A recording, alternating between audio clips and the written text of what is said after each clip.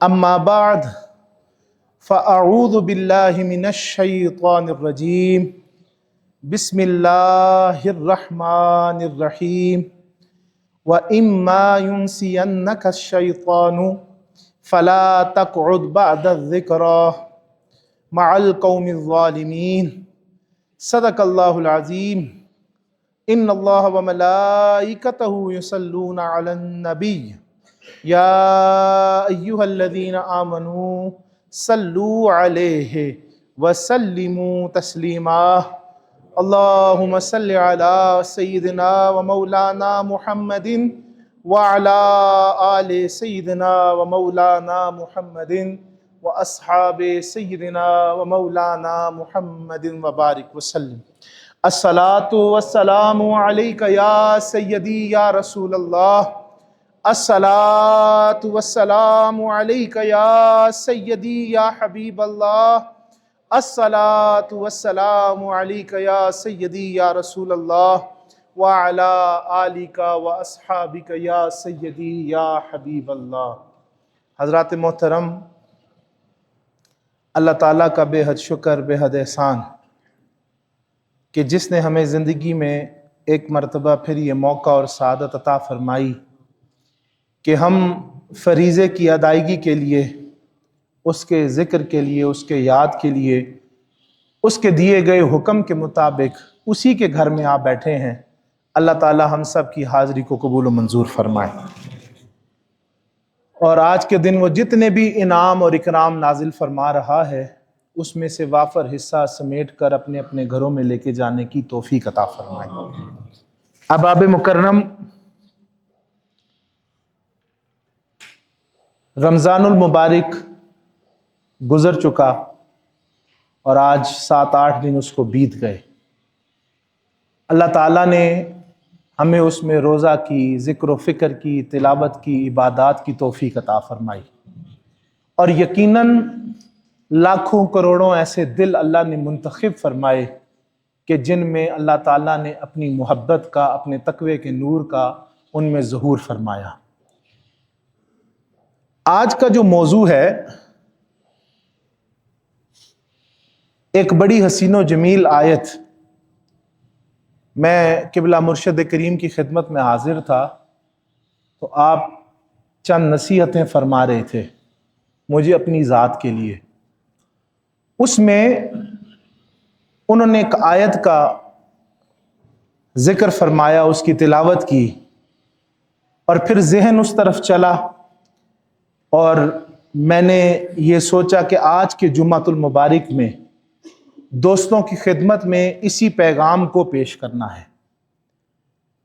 آیت کا میں نے مختصر حصہ آپ کی خدمت میں تلاوت کی ہے۔ سورہ انعام 68 نمبر آیت ہے۔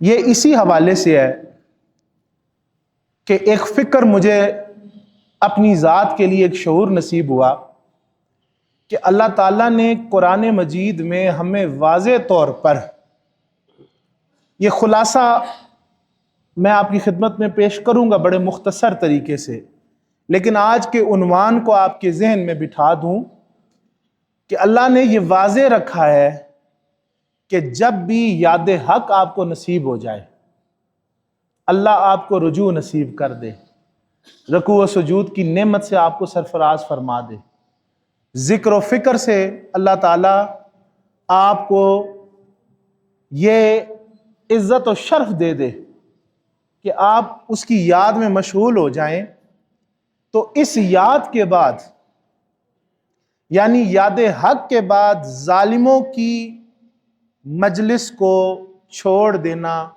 یہ اللہ کا حکم ہے۔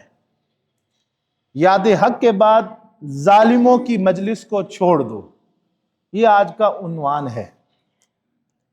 اور ہمارا رب کریم وہ عظیم رب ہے کہ جس نے ہمیں ہدایت دی، وہی رب ہے جس نے ہمیں پہچان دی، اور وہی رب ہے کہ بھولنے کے بعد جس نے ہمیں اپنی یاد دلائی۔ اور پھر یہ بھی فرما دیا کہ تم بھول جاؤ تو پھر تمہیں جب یاد دلا دی جائے تو یاد آنے کے بعد ظالموں کے ساتھ مت بیٹھو۔ جو آیت آپ کی خدمت میں عرض کرنا چاہتا ہوں، چونکہ ہمارا وقت قلیل ہوتا ہے اور آج ویسے بھی طبیعت کی عارضی کی وجہ سے میں 10 منٹ تاخیر سے آیا ہوں۔ اللہ تعالیٰ ارشاد فرماتے ہیں وَإِمَّا يُنْسِيَنَّكَ الشَّيْطَانُ فَلَا تَقْعُدْ بَعْدَ الذِّكْرَى مَعَ الْقَوْمِ الظَّالِمِينَ۔ اور اگر شیطان تمہیں یہ بات بھلا دے تو یاد آنے کے بعد تم کبھی بھی ظالم قوم کے ساتھ نہ بیٹھا کرو۔ یہ آیت کریمہ آپ کی خدمت میں ہدیہ ہے۔ اللہ فرماتے ہیں فَلَا تَقْعُدْ بَعْدَ الذِّكْرَى، تم نے نہیں بیٹھنا ظالموں کے ساتھ جب تمہیں یاد آ جائے۔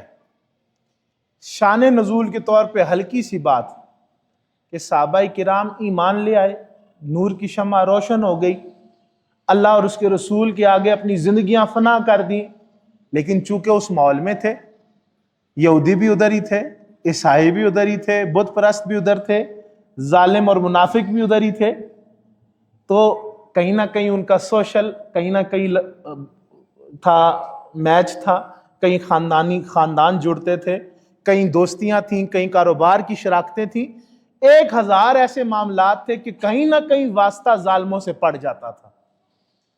تو اس موقع پر یہ آیت آئی کہ بھئی جب اللہ نے آپ کو اپنی یاد دے دیا، اپنے لیے منتخب کر دیا ہے، اللہ نے یہ پاکیزہ کلمہ دے دیا ہے، نبی پاک صلی اللہ علیہ وسلم کے غلاموں میں تمہیں عزت دے دی ہے، تو اب جب دے دیا تو پھر ظالموں کے ساتھ بیٹھنا قبول نہیں ہے۔ اور پھر یہ آرڈر بھی ہو گیا، آسانی بھی ہوگی کہ اگر کوئی بھولے بیٹھ جائے، سوشل بائنڈنگز کی وجہ سے وہ مجبور ہو گیا، کاروباری تعلقات کی وجہ سے مجبور ہو گیا، خاندانی مجبوریوں کے آڑے ہاتھوں آ گیا، ٹھیک ہے آ گیا، لیکن اگر اس کو پھر یاد آیا تو وہ فوراً اس جگہ سے اٹھ جائے، وہاں نہ بیٹھے۔ اس میں چند میں نے 6 نکات اس آیت میں سے ترتیب دی ہیں آپ کے لیے۔ پہلا نکتہ جو ہے، انسان بھولتا ہے، ٹھیک ہے جی، یہ کمزوری نہیں ہے ہماری، جو بار بار قرآن کے منکرین ہیں نا، جو کہتے ہیں جی آپ کو تو کمزور کہہ دیا اس نے، نہ کمزوری یہ نہیں ہے آپ کی، یہ آپ کی آزمائش ہے۔ صوفی نے جب بھی انسان کی حقیقت کو بیان کیا ہے تو اس کے نفس کو، اس کی کمزوریوں کو آزمائشوں سے تعبیر کیا ہے۔ تو یہ کمزوری نہیں ہے بھولنا، یہ آپ کی آزمائش ہے۔ یاد رہ جائے تو جب ہماری روح کی تخلیق ہوئی تھی، اس نے کھڑا کر کے سامنے عہد لیا تھا، اس کی شان اور اس کی جلالت وہ ہماری آنکھوں میں باقی رہتی اور ہمیں یاد رہتا، منکر کون ہوتا، امتحان کیسے بنتا؟ تو یہ بات یاد رکھیے گا، صوفی کہتے ہیں کہ یہ انسان بھولنا، نسیون بلکڑ، یہ کمزوری نہیں ہے، یہ آزمائش ہے۔ اس میں اب پہلی چیز نبی پاک صلی اللہ علیہ وسلم نے، چونکہ یہ ایڈریس کرنا ضروری ہوتا ہے، نبی پاک صلی اللہ علیہ وسلم نے سنن ابن ماجہ میں اپنی امت کو سمجھایا، فرمایا میری امت سے خطا، بھول اور مجبوری کو معاف کر دیا گیا ہے۔ کیا کیا گیا ہے؟ اگر تو مقصود ہوتا نا کہ آپ کو صرف ڈنڈے کی بات ہی سنانی ہے، آپ کو جہنم میں ہی پھینکنا تھا، جو سو کالڈ فلسفی آپ کو فلسفہ اسلام کا سمجھاتے ہیں جھوٹے، نہ حضور علیہ السلام فرماتے ہیں، آپ فرماتے ہیں میری امت کی خطا، میری امت سے خطا، بھول اور مجبوری کو معاف کر دیا گیا ہے۔ تو اس سے معلوم ہوتا ہے کہ بھول جانا گناہ نہیں ہے، بھول جانا آپ کی شرست میں اللہ نے رکھا تاکہ آپ کو آزمائے۔ اب کیا ہے، لیکن بھولنے کے بعد اسی حالت میں رہنا خطرہ بنتا ہے۔ اس کی آگے جتنی تعبیریں آپ کرنا چاہتے ہیں کر لیں، یعنی بھول گئے کوئی مسئلہ نہیں، آپ کی آزمائش ہے، بھولنے کے بعد اسی آپ گند اور کچرے اور ظالموں کے ساتھ بیٹھ کے آپ اسی گندے ماحول میں رہے، پھر آپ کے لیے خطرہ پیدا ہو گیا۔ تو پہلا نکتہ یہ ذہن نشین فرما لیں، انسان بھولتا ہے، اور یہ اس کا بھولنا یہ اس کی شرست میں شامل ہے، اور یہ اس کی کمزوری اللہ نے نہیں بنائی بلکہ اللہ نے اس کے لیے آزمائش کا سامان رکھا ہے۔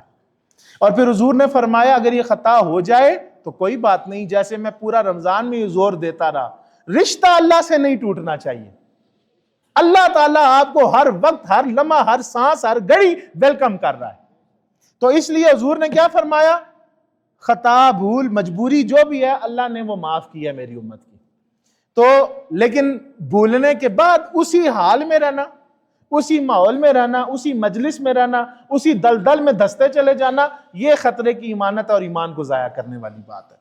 دوسرا نقطہ آپ کی خدمت میں عرض ہے کہ اصل امتحان جو ہے وہ آتا ہی یاد آنے کے بعد ہے۔ یاد آنے کے بعد کا جو عمل ہے یہ سارا آپ کا امتحان ہے کہ آپ نے کلمہ پڑھا لا الہ الا اللہ محمد الرسول اللہ، اب آپ مومن بن کے مسلمان ہو گئے، اللہ رسول سے دل و جان سے محبت کی، ایمان کا نور بھی سینے میں آ گیا، نماز بھی پڑھنا شروع ہو گئے۔ اب اصل امتحان شروع ہوا ہے، اب تو آزمائش کی ابتدا ہے۔ تو اللہ تعالیٰ بعد الذکرہ جو فرما رہا ہے وہ اصل یہ آپ کو سوچ دی جا رہی ہے۔ اور یہاں میں رک کے اگر ایک خلاصہ مفسرین کے ذکرہ کے حوالے سے آپ کی خدمت میں عرض کر دوں تاکہ آپ اس کے معنی کو تھوڑا سا سمجھ لیں۔ مفسرین کیا فرماتے ہیں؟ مشترکہ طور پر 3-4 باتیں جمع کر اس کے معنی کو آپ کو سمجھاؤں تو اس کا ذکرہ کا معنی، ذکرہ کا معنی یہ بنتا ہے یاد آ جانا، جو معنی میں نے ابھی کیا، یعنی بھولنے کے بعد ہوش میں آنا۔ بھولنے کے بعد یعنی یہ جو آپ کی آزمائش ہے نا بھولنا، یہ آپ سمجھیں آپ دنیا میں رہی نہیں، ہوش و حواس میں ہی قائم نہیں رہے۔ تو یاد آ جانا یہاں سے مراد ہے کہ آپ کو پھر دوبارہ ہوش آئے، نہیں میں نے تو کلمہ پڑھا ہے، میں نے تو سودا مدینے والے سے کیا ہے، میری تو جبین اللہ کے سامنے جھکتی ہے، میرا وعدہ ہے کسی کے ساتھ، میں قرآن پڑھنے اور اس پر عمل کرنے والا ہوں۔ تو وہ جب آپ کو فوراً یاد آئے، جھنجھوڑا ہے، تو اس کا معنی ایک مفسرین لیتے ہیں ذکرہ سے معنی یہ ہے کہ بھولنے کے بعد ہوش میں آنا۔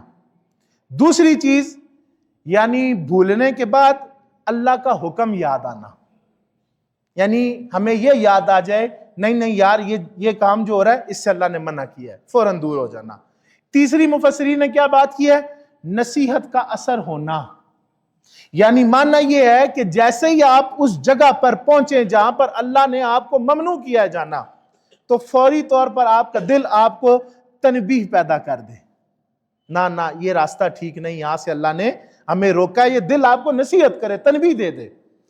اور چوتھا معنی جو مشترکہ یہ 4 نکات میری سمجھ میں آئے، شعور اور بیداری۔ یہ سب سے ضروری آج کے معاشرے کی چیز ہے کہ چوتھی جگہ پر یہ معنی اگر مفسرین نے لیں تو شعور اور بیداری کی بات ہے، اور وہ کیا ہے کہ انسان کو اپنی غلطی کا احساس ہو جانا۔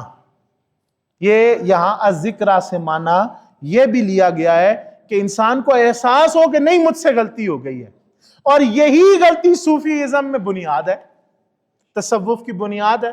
آپ بھولے کوئی مسئلہ نہیں، بھول کے جب رجوع کیا، آپ کو اپنی غلطی کا احساس ہو گیا، نہیں یار میرے سے گناہ ہوا ہے، آپ نے ایک آنسو یا آنسو بھی نہیں بہایا، اس دل کے ساتھ صدق دل سے کہا یا اللہ تو نے سے منع کیا تھا، مجھے معاف فرما دے۔ حضور پاک صلی اللہ علیہ وسلم گواہ ہیں کہ آپ یہ صدق دل سے نیت اور اخلاص سے کہیں اللہ میری توبہ، تو آپ کی اس غلطی کو اللہ معاف فرما دے گا۔ تو الذکرہ کا معنی آپ سمجھیں، اس کو آپ ذہن میں رکھ لیں تاکہ میں اگلی بات آپ سے کروں۔ تو بعد الذکرہ یعنی یاری یہ سارا رجوع، یہ رمضان آپ کو ملا، نمازیں آپ پڑھتے رہے، رکوع سجود آپ کرتے رہے، روزے رکھتے رہے، اللہ اللہ کرتے رہے، بھئی عید پڑھی اس کے بعد بھول گئے، پھر وہی مجالس، پھر وہی معاملات، پھر وہی چیزیں؟ نہ احساس ہونا چاہیے کہ مجھے کن گناہوں میں تھا، رمضان نصیب ہوا، میں اللہ کے رجوع کرتا رہا، اس سے وعدے کرتا رہا، سجدے کرتا رہا، رکوع سجود کرتا رہا، پھر آپ کو احساس ہو نہیں اب میں نے دوبارہ اس جگہ نہیں جانا۔ تو بعد ذکرہ یعنی اللہ نے یاد دے دی تھی، تو اب میں نے اس یاد آنے کے بعد ظالموں کے پاس نہیں جانا۔ تیسرا نقطہ یہاں عرض کرنے لگا ہوں، بڑا واضح اللہ نے جو آپ کو ایک میسج دیا ہے، وہ کیا ہے کہ مجلس کا اثر، لوگ کہتے ہیں کچھ نہیں ہوتا اس سے. یہ واضح میسج اس میں نقطہ اس آیت میں کہ مجلس کا اثر دلوں کو بدل دیتا ہے، بالکل بدلتا ہے.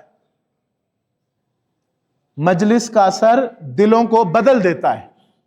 اس میں آپ کی خدمت میں سنن ابی داؤد کی ایک حدیث پیش کرنا چاہتا ہوں. نبی پاک صلی اللہ علیہ وسلم نے واضح میسج کلیئر دیا ہے. حضور کیا فرماتے ہیں؟ المرء علی دین خلیلہ فلینظر احدکم من یخالل. کیا فرماتے ہیں حضور؟ انسان اپنے دوست کے دین پر ہوتا ہے، پس دیکھو کہ کس سے دوستی کرتے ہو. انسان اپنے دوست، اپنے ہم نشین کے دین پر ہوتا ہے. تو اب دیکھنا ہوگا کہ ہم کس سے دوستی کر رہے ہیں. جس سے دوستی کی ہمارا بھی پھر وہی دین ہے. تو پیغام اس آیت میں یہ ملتا ہے کہ مجلس صرف بیٹھنا نہیں ہوتا کہ آپ بیٹھ گئے، بلکہ مجلس ہوتا ہے دل کا ماحول ہے. یہ اب آپ سنتے ہیں اکثر بڑے لوگ باتیں کرتے ہیں، اے جی میرے یاروں دوستوں میں لوگ شراب پیتے ہیں جی، سامنے بیٹھ کے پی رہے ہوتے ہیں. دل پہ ہاتھ رکھ کے فرمایا ہر دوسرا بندہ ایسی کوئی باتیں جواز پیش کرتا ہے، اے جی میرے سامنے بیٹھ کے پیندن پر میں تے ہاتھ بھی نہیں لاندا. آپ کو اللہ یہ اجازت نہیں دیتا. میں آگے بڑی قیمتی بات کروں گا اس پر، لیکن اس مجلس اور ماحول اور دل پہ اثر کی بات کو سمجھیے گا. آپ کہتے ہیں جی وہ سامنے بیٹھ کے شراب پیتے ہیں، وہ سامنے بیٹھ کے میرے زنا کرتے ہیں، لیکن میں تو نہیں کرتا. جی نہیں، تیرا ادھر بیٹھ جانا ہی اس بات کی دلیل ہے کہ تو اس ماحول کو ایکسپٹ کر رہا ہے، اور آہستہ آہستہ ماحول اثر کرتا ہے اور آپ بھی اس طرف راغب ہو جاتے ہیں. کوئی مائی کا لال ایسا نہیں ہے جو انکار کر پائے کہ میرے پہ ماحول کا اثر نہیں ہوتا. ابن سینا ایک زیرک انسان ہے، میں اس کی قدر کرتا ہوں. بعض علماء نے کفر کے فتوے اس کے نکالے، لیکن جو اچھی بات ہے وہ سنانی ہے. وہ کہتا ہے بے وقوفو، تم کہتے ہو صحبت کچھ نہیں ہوتی. کہتا ہے ایک بندہ مشرق سے چلے، ایک بندہ مغرب سے چلے، اور کسی سینٹر پوائنٹ پر سیکنڈ کے 1000ویں حصے کا صرف گزر ہو جائے آپس میں، فرماتے ہیں اس گزر کے بھی ایک دوسرے پر اثرات ہوتے ہیں. یہ واضح بات ہے، یہ تحقیقی بات ہے. یہ کوئی ایتھیسٹ قسم کا جاہل آدمی آپ اٹھا لیں، کوئی سائنٹسٹ، وہ بھی کہے گا کہ آپ یوں ہاتھ ہی صرف جھاڑتے ہیں نا، تو آج کی تحقیق کہتی ہے کہ آپ کے ہاتھ سے ڈی این اے گرتے ہیں، آپ کا کچھ نہ کچھ اثر وہاں گرتا ہے. یہ تحقیق 1000 سال پہلے، 500 سال پہلے مختلف علماء کے نام لوں تو وہ بتا رہے ہیں کہ اتنا اثر بھی پڑتا ہے، اور آپ شعر بن کے کہتے ہیں. تو چوتھا نقطہ میں نے اس آیت سے پھر اولیاء کے ساتھ جوڑا ہے کہ آپ بڑے غور سے سنیے گا. امام غزالی رحمت اللہ تعالی علیہ، آپ احیاء العلوم میں ایک جملہ تحریر فرماتے ہیں. ارشاد فرماتے ہیں کہ بری صحبت دل کو مردہ کر دیتی ہے اور نیک صحبت دل کو زندہ کر دیتی ہے. یہ اب اس میں پیرالل دونوں چیزیں چل رہی ہیں. آپ اگر اچھی مجلس میں بیٹھیں گے دل زندہ رہے گا. اگر آپ 30 مار خان بن کے کہتے ہیں نہیں جی میرے سامنے کرتے ہیں، میں تو کچھ نہیں کرتا، نہیں، اللہ نے کہا ہے کہ جب تمہیں یاد آ جائے پھر وہاں بیٹھنا نہیں ہے. اور میں ایک سورہ نساء کی آیت آگے عرض کروں گا. تو عرض یہ ہے کہ حضور فرما رہے ہیں کہ بری صحبت دل کو مردہ کرتی ہے، نیک صحبت دل کو زندہ کرتی ہے. یعنی مجلسیں انسان کا مستقبل بناتی ہیں. یہ مجلسیں ہیں. اگر ایک ذہین آدمی کو ایک کامل استاد نہ ملے، اس کو ماحول نہ ملے، وہ خاک پڑے گا. آج آپ کے معاشرے میں رلتے پھر رہے ہیں بچے. آج تک نہ ہماری حکومتوں نے، نہ سسٹم نے، کسی نے توجہ ہی نہیں دی، والدین نے، کہ بھئی سوچنا سمجھنا کوئی علم بھی کوئی چیز ہے. بس نہیں، مزدوری مزدوری مزدوری، جاب جاب جاب. بچے رل رہے ہیں بیچارے، ساری تخلیقی صلاحیتیں ختم. تو یہ ہے کہ مجلسیں انسان کا مستقبل بناتی ہیں، اور ایمان کی حفاظت بھی مجلس سے ہی ہوتی ہے. آپ کا ایمان بھی قائم مجلس کے صدقے ہی رہتا ہے. آپ نے اسلام کے سسٹم کو نہیں سمجھا کہ دن میں 5 ٹائم آپ کو مسجد میں مرد کو بلایا جاتا ہے اور آپ پر فرض ہے مسجد میں آنا. جی مسجد میں آ کے نماز پڑھنا. کیوں؟ آپ اس ماحول کا حصہ بنے. گھر کے ماحول کو چھوڑیں, دفتر کے ماحول کو چھوڑیں, نوکری کے ماحول کو چھوڑیں اور سب کچھ چھوڑ چھاڑ کے اللہ کے گھر میں, اللہ کے ماحول میں آ کے بیٹھیں. یا جمعے کے لیے بیٹھیں, ہفتے بعد ایک گرینڈ اجتماع میں آئیں, بیٹھیں, اللہ رسول کی بات کو سنیں. یہ اسلام سسٹم دے رہا ہے. اس سے پتہ چلا کہ ہمارے اسلام کی اور ایمان کی ضمانت مجلس پر مبنی ہے. تو مجلسیں ہی مستقبل بناتی ہیں. اور یہاں سیدنا جنید بغدادی شہزادہ ولایت رحمت اللہ علیہ, آپ کی بات اگر عرض کر دوں تو قصہ ہی مکا دیتے ہیں. آپ سے کسی نے پوچھا حضور نجات کیا ہے؟ سیدنا جنید البغدادی شہنشاہوں سے کسی نے پوچھا حضور نجات کیا ہے؟ فرمایا اہل غفلت سے دوری. یہ غفلت والے لوگ, گنہگار لوگ, یہ اللہ سے دور لے جانے والے لوگ, ان سے دوری کیا ہے؟ نجات ہے. جو ان اہل غفلت سے دور ہو گیا وہ یقیناً جنت میں داخل ہو گیا. یہ مجلس اتنا اثر رکھتی ہے. اور 5واں نقطہ اس آیت کا سمجھ لیجئے, اللہ نے باقاعدہ طور پر ظالم کی ڈیفینیشن کی اور ظالم سے تشبیہ دی شیطان کی مجلس کو, اپنے سے دور لوگوں کو ظالم کا. اور یہاں پر میں عرض کرتا ہوں ظالم کون ہے؟ ظالم کون ہے اس آیت سے سمجھیں. ہم تو یہاں یہ بھی فیکٹر ہے کہ ہم ظالم سے حکمرانوں کو ایک ٹائٹل دے کے تو بڑے چوڑے ہو جاتے ہیں, جی گالی دے دی حکمران کو کام ختم ہو گیا. ٹھیک ہے وہ اپنے شعبے میں ظالم ہوں گے نا, ظالم صرف حکمران نہیں ہوتا. اس کی تفسیر کے مطابق ظالم وہ بھی ہے جو دین کا مذاق اڑاتا ہے. ظالم وہ بھی ہے جو عام گناہوں کی خود بھی کرتا ہے اور لوگوں کو بھی دعوت دیتا ہو آؤ گناہ کرو. ظالم وہ بھی ہے جو حق کو ہلکا لے. یہ میں بڑی ذمہ داری سے عرض کر رہا ہوں, اس پہ کتنی حدیثیں موجود ہیں, میرا وقت مکمل ہو گیا ہے. ظالم وہ شخص بھی ہے جو حق کو ہلکا لے. یہاں سے اللہ اکبر کی صدا ہے, وہ سویا پڑا رہے, یہاں ٹی وی دیکھتا رہے, یہاں اپنے کام دھندے میں مشغول رہے, اس نے بھی حق کو ہلکا لیا. ایک طرف ایک بندہ قرآن پڑھ کے نصیحت کر رہا اور دوسرا کو یار دیکھی جائے گی یہ مولویاں, وہ بھی دین کو ہلکا لے رہا ہے, حق کو ہلکا لے رہا ہے. جہاں نمازوں کا مذاق ہو, قرآن کا مذاق ہو, دینداروں کا مذاق ہو, بزرگوں کا مذاق ہو, ماں باپ کا مذاق ہو, وہ مذاق اڑانے والے بھی ظالموں میں شامل ہیں. اور خود بھی اگر آپ نے اپنے آپ کو اس ظلم سے بچانا ہے تو پھر اس کے بارے میں سوچیں. تو اللہ نے کہا ان ظالموں سے دور ہٹنا ہے, ان کی مجلس اختیار نہیں کرنی جہاں پر واضح دین کے مذاق اڑایا جائے, جہاں پر گناہ عام ہو. اور گناہ کہتے ہیں چھپ کے کیا جائے, جو سر عام کیا جاتا ہے اس کو بغاوت کہا جاتا ہے. تو جو گناہ سر عام کریں, سر عام وہ پیش کریں سب کو, وہ گناہ بھی نہیں رہتا, بغاوت ہوتی ہے. اور یہ ان سے بھی, ان کی مجلسوں سے بھی اٹھنا ضروری ہے. اگر آپ ان سے یارانے اور دوستے ڈالیں گے اللہ کو آپ قبول نہیں ہے. چھٹی اور آخری بات, خاموش بیٹھنا بھی خطرہ ہے. یہ آیت آپ کو واضح کر رہی ہے. سورہ نساء 140 نمبر آیت, آپ کی خدمت میں اس کا ایک چھوٹا سا حصہ پیش کر دیتا ہوں, لمبی بات اب کیا کروں. اللہ تعالیٰ اس آیت کے درمیان میں بھی فرماتا ہے فَلَا تَقْعُدُوا مَعَهُمْ حَتَّى يَخُوضُوا فِي حَدِيثٍ غَيْرِهِ. یہ جملہ اللہ تعالیٰ ہم سب کو, دعا کیجئے اللہ تعالیٰ ہم سب کو اس کیٹیگری سے محفوظ فرمائے. اللہ کیا فرماتا ہے اِنَّكُمْ اِذًا مِثْلُهُمْ. جو بندہ ان ظالموں کی مجلس میں بیٹھ گیا, مذاق اڑانے والوں کی مجلس میں بیٹھ گیا, منکر اور کافروں کی مجلس میں بیٹھ گیا اور خاموش رہا, تو اللہ تعالیٰ کیا فرما رہے ہیں, جو ان کے ساتھ بیٹھا ہے نا اور ان کے تمسخر کو سنتا رہا ہے, پھر اللہ فرماتا ہے تم انہی جیسے ہو. فرماتا ہے ورنہ تم بھی انہی جیسے ہو.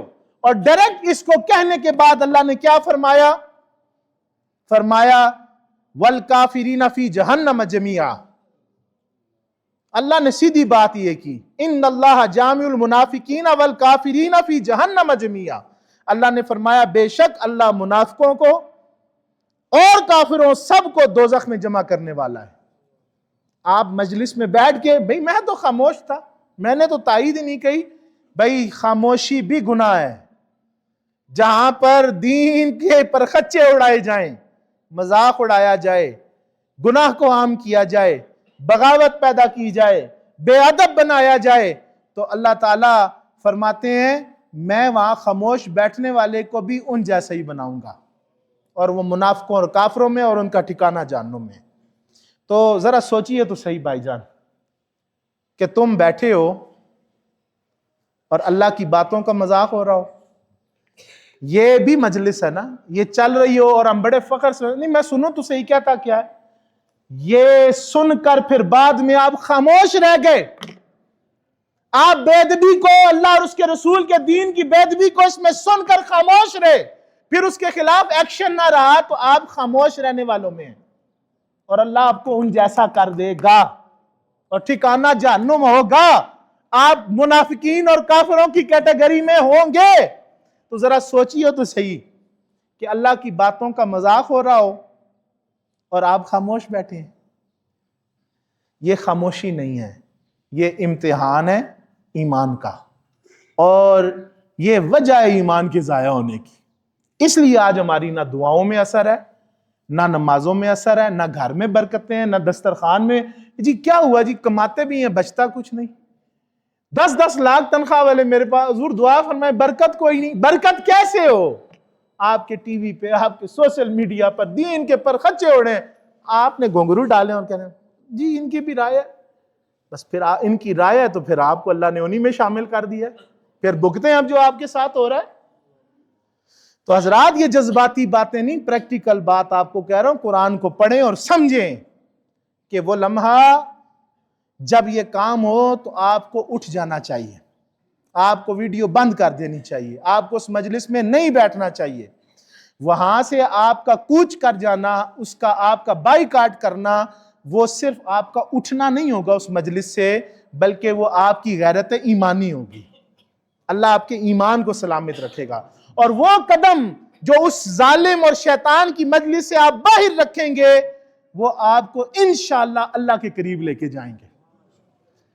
اور جو اللہ کے لیے بری مجالس کو چھوڑتا ہے بھائی، اللہ اسے کبھی تنہا نہیں چھوڑتا، اور یقیناً رزلٹ یہی ہے، کسی بابے کو پکڑیں، سہارا صرف اللہ ہی ہے، اور یہ اللہ نے قرآن میں کہہ دیا حسبی اللہ، کہو میرے لیے اللہ ہی کافی ہے، اور ہوتا اللہ ہی کافی ہے۔ بندہ جس مرضی سے یارانے لگاتا رہے، ہونا اس نے ذلیل و رسوائی ہے۔ تو سوچئے سمجھئے، رمضان بھی گزر گیا، اب اگلی زندگی کس طرح کس لہج پر چلانی ہے یہ آپ کے اوپر اختیار ہے۔ تو اللہ تعالی ہمیں بری مجالس سے بھی بچائے، برے لوگوں سے بچائے، اور اللہ میں نیک اور سعادت مند لوگوں کے حلقوں میں جگہ عطا فرمائے، ذاکرین کے حلقوں میں جگہ عطا فرمائے، نمازیوں کے، روزے داروں کے، تقوی پرہیزگاری، زکوٰۃ دینے والے لوگوں کو صدقات کرنے، یا اللہ ہمیں ان کی یاری عطا فرمائے، اللہ ہمیں اپنے نیکوں کے ساتھ زندہ رکھے اور نیکوں میں ہی موت عطا کرے، اور نبی پاک صلی اللہ علیہ وسلم سے نہ اس دنیا میں، حاضر دنیا میں چلتے سانسوں میں نہ حضور سے دور کرے، اور نہ قبر و حشر میں حضور کے قدموں سے دور کرے۔ اللہ تعالی ہم سب سے راضی ہو جائے اور ہم سب پہ اپنے فضل و عنایات کی بارشوں کا نزول فرمائے۔